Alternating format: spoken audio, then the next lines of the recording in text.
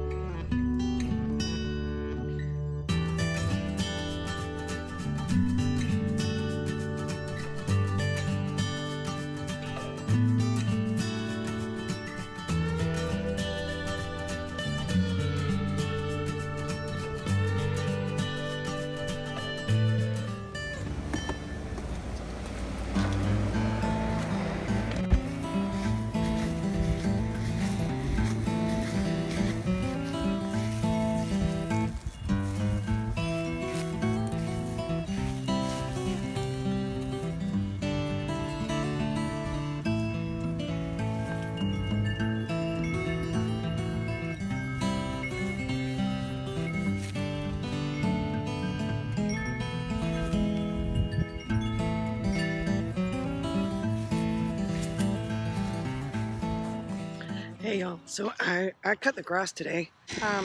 It's been a very busy day. I'm going to turn the camera around in a minute, or I might just sit on the bench. You should be able to see the barn in the background in a moment. This isn't going to be very long because summer's here, at least where I live. So I cut the grass. There's the barn, getting quite good at driving the zero-turn mower. I want to talk about summer. I'm happy it's summer.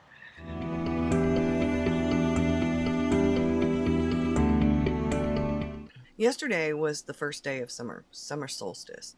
I have been trying to put together my thoughts, get them all together about the seasons. And part of that's like, what colors do I think of the seasons? This was an experiment. It was the first go round. So like you will see me with January with very a ice blue all the way to like an indigo blue. And then in June I have indigo blue, what I can't think of the name of that blue, phthalo blue maybe. And then I have some pinks and some purples because things are really full bloom. Our roses are like really big. And so July I have mostly ocean colors because I'm a water baby and that's when my birthday is. It's sometimes when Shark Week is, so it's all about the water, July. I guess I could have put red, white, and blue and then have other colors, but anyway, so I did that, and then I went through and I wrote out on 2 pages. Each month has a 2-page spread. This is my work notebook. So it's whenever I can put things down. It has a calendar in the front for tracking social media stuff and projects and stuff, and then in the back it's the Day-Free Hobonichi Tomo River paper, y'all. I wanted to do something, and I was inspired by the No Excuses art journaling book from Gina Rossi Armfield. This came out in 2013. I've had it maybe 2015. I can't remember. I've had it for a long time.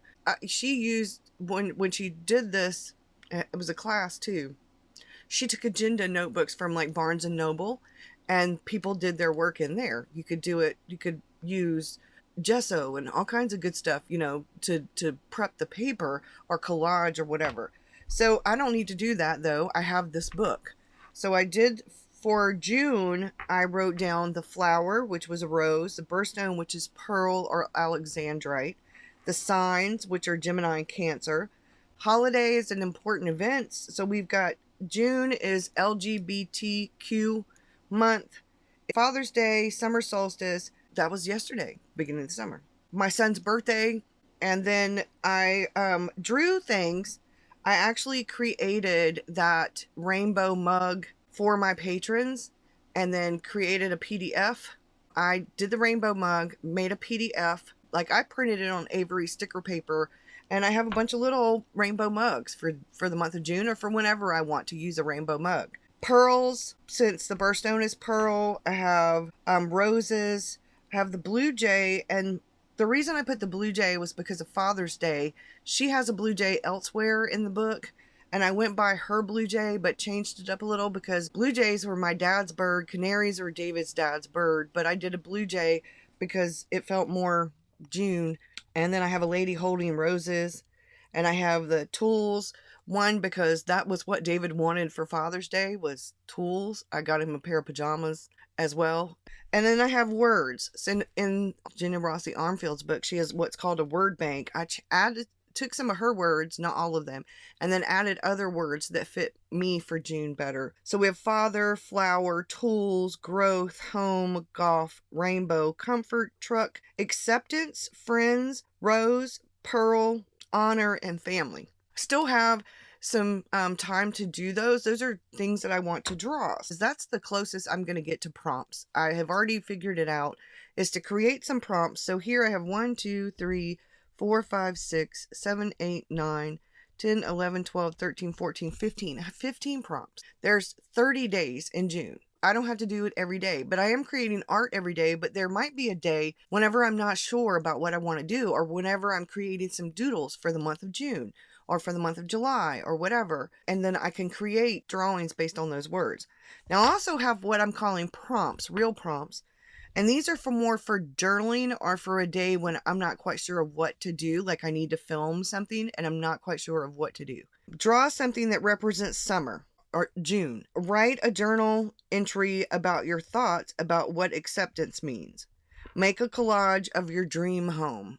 It could be a dream home you want to build or buy, or it could be how you want to redo what your home already is. For me, it would be redoing some of the things, adding on to our house, finishing some of the flooring, like our bedroom needs new flooring, you know, some of those things. Make a Father's Day card or collage. Draw in watercolor flowers, maybe a rose. Reflect on your growth so far this year. Paint what color you feel each day or whenever the mood strikes. Or I could do that in July. And then I have my projects that I'm working on. I drew a bowl of strawberries because David and I have been enjoying strawberries. And sometimes we eat them with just plain strawberries. Sometimes we have a little bit of Cool Whip. Sometimes we have a little bit of dark chocolate, and we'll melt the dark chocolate and sprinkle a little bit of dark chocolate on them. It's like having your homemade edibles. I went on a bicycle ride, but my tires need to be redone, so David and I are going to be working on that this weekend. Father's Day was just too busy to do it. So I have cherry blossom, some little tennis shoes. I've been walking. When we go to July, so the word for June was home, and she had a different word. I think her word was maybe comfort. But for me, home was what I thought of when I think of June. That's my son's birthday. It's when Father's Day is. And I automatically, when I think of Father's Day and I think of June, I think of home. July, to me, there's two different words that come up for July. One is freedom, independence, and the other word is water. So I chose the freedom. So the flower is a larkspur. The birthstone is ruby. The signs are Cancer and Leo.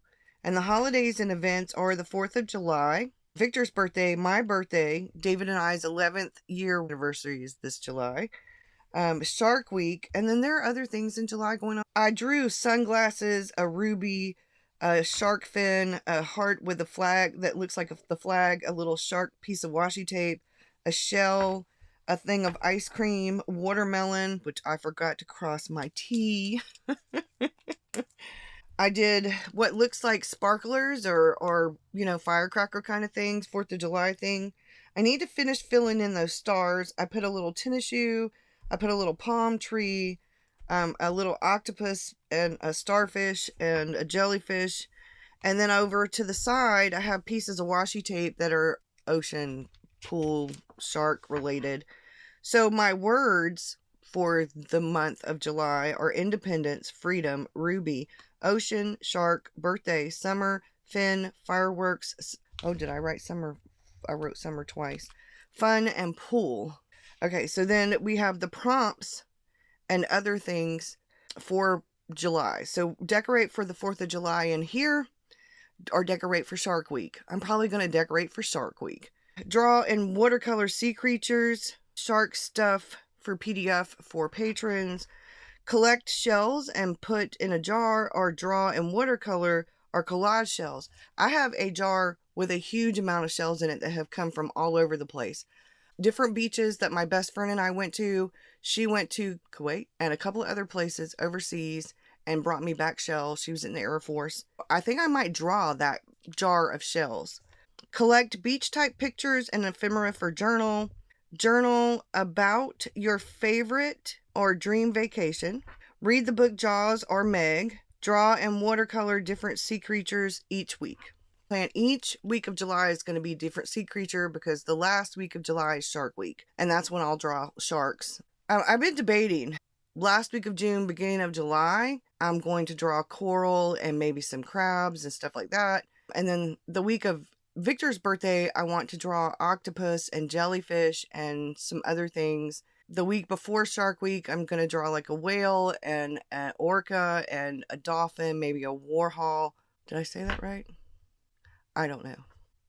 Anyway, for my projects, I want to continue art daily, practice watercolor techniques, journal about the birthdays, mine and Victor's, and the 4th of July, which is my sister-in-law's birthday, Shark Week. I'm going to journal about those things. We're taking Victor somewhere, and I don't know if we're either, I think we may go to the aquarium. I want to do the aquarium, and then David wants to do the Pirate Voyage restaurant place, which is like medieval times, but it's pirates. I want to clean out some of the bins and bags and stuff that I have in here. I've already done 5 cubbies now. I have more than that. I've got to finish the rest of them. I'm hoping to finish that by the end of July. One Book July is going to be happening. So that, Shark Week, and I wrote down the aquarium trip, Pirate Voyage restaurant and show. I am going to do these for past months, for July through May, and then continue on with August, September, October, and November, and December. What I've been thinking about with seasonal planning is so much easier to me and natural than regular quarterly or yearly planning. I had a whole bunch of notes. I'm not going to talk about all those notes. What I am going to talk about is how seasonal planning tends to feel for me. How I've just really gotten into it. I talked about that a little bit in the beginning. Rachel Stevens, who has a YouTube channel, who I've been following since when she just did writer videos, before she started the bullet journal videos, and she has been doing seasonal planning, and she's right with the early spring, mid-spring, late spring, early summer, midsummer, late summer. I'm doing it by season and by month. I still have quarters, but they're not based on how most people do the quarterly planning for the year. Instead of January, February, March, I have December, January, and February, which is winter, and then March, April, and May, which is spring, June, July, and August, which is summer, September, October, and November for fall. And the reason I chose to do that, like I talked about, the meteorological is from the first. It's like right now, meteorologically speaking, June 1st was the beginning of summer. Well, we just had the summer solstice. The beginning of summer started yesterday, astronomically. I know that that's there, and it's something that I do celebrate, but it's not how I'm planning. How I'm planning is more based on the weather, and that's how our weather tends to be here. March, we start to get some rain and things start to bloom and bud and blossom, but it's the beginning of it. It's the early part of spring. And then April, we have some serious showers. We get a ton of rain in April. The grass is getting thicker and greener, and in March we have to cut the grass like every other week. By the end of May, beginning of June, we have to cut it by then we have to cut it every week. Before, in March and April, we're cutting it like every other week, but by May and June, we're cutting it every week. Sometimes, however, it's the beginning of May. So May is the end of spring, and that's when things are really starting, like our grass is getting fuller and thicker and greener, and it's growing so fast. But it's also when other things are happening. Like if you're thinking about planting your garden in the very beginning of spring, in March, you can start tilling the earth if you don't live somewhere where it's frozen. You can start getting things ready, building your containers, buying your containers, whatever it is you're going to do, depending on how you garden. And I haven't been able to do that yet. We have been doing a ton of research, David and I, because we want to do light homesteading. We want our own garden. David even wants a chicken coop for eggs. David and I want to do some light homesteading. A small chicken coop for eggs, for chickens. Our own garden where we can grow our vegetables and herbs. I mean, we're not going to go so far as having like a cow or a goat or pigs or anything. No alpacas. I do want my own garden. And eventually, I've been watching a lot of Roots and Refuge. I love her, Jess and Jeremiah. They live in South Carolina now. They're not really that far from where I live. And my goal is to one day have a high tunnel. I don't need a multiple. I want a greenhouse and a high tunnel. and gardens. And David wants a chicken coop and a tool, really like a workplace where he can really use his tools. Seasonal planning feels very natural to me. I'm setting things up so that I am working with the seasons, working with the weather, and working with what feels like just natural life. It's what's going on around me and the environment and the world, my world, not the world in general. That's where I'm at, and I'm excited because seasonal planning just makes so much more sense to me. When I kept trying the Erin Condrens and the Inkwell presses and the Moxie Life, and I was doing the big picture year, and then the quarterly, and then the monthly, it never felt quite right because I always felt off. And so I wanted to start in December when the winter started. So the closest I came to feeling like things were right was in the Hobonichi that's in 2 parts, but it didn't line up quite right for me. Like I wanted it to be in 4 parts instead of 2 parts. It would have felt better to me if the first half had started in December and ended in May, and then the second half started in June and ended in November. But hey, I can do things. I don't have to have Hobonichi do it for me. But I don't know how far, if I'm going to, like next year, I'll change my Hobonichi and redo dates. I don't know. Well, I don't know if I want to go that far with it. I think what I'm going to do next year, though, is work in the Hobonichi. I might get another day free. And then have, like I have it here, where I have the day free, and then I have the notebook to go with the day free. So we'll see how it goes. Sometimes the weeklies work for me, but sometimes they don't. I don't technically need them. I just need a 2-page spread where I can figure things out, because I don't have enough appointments, even with my mom's appointments, to warrant having a weekly every week. I usually use the weekly more for memory keeping so that I can keep up with things. And then when I go to journal, because I can't journal every single day like that, because I am creating art every day, but sometimes I've got post-it notes and things on the calendar and things on the weekly so that I can go back and then journal about the day, maybe the next day or a day when I have more time and I can do quite a few at one time. But now I'm talked way longer than I need to. Thank you so much for being here, and I hope that I've answered any questions that you might have had. If you're very interested in seasonal planning, the best person I can recommend is Rachel Stevens. Y'all have a great one, and I'll see you again real soon. Bye, y'all.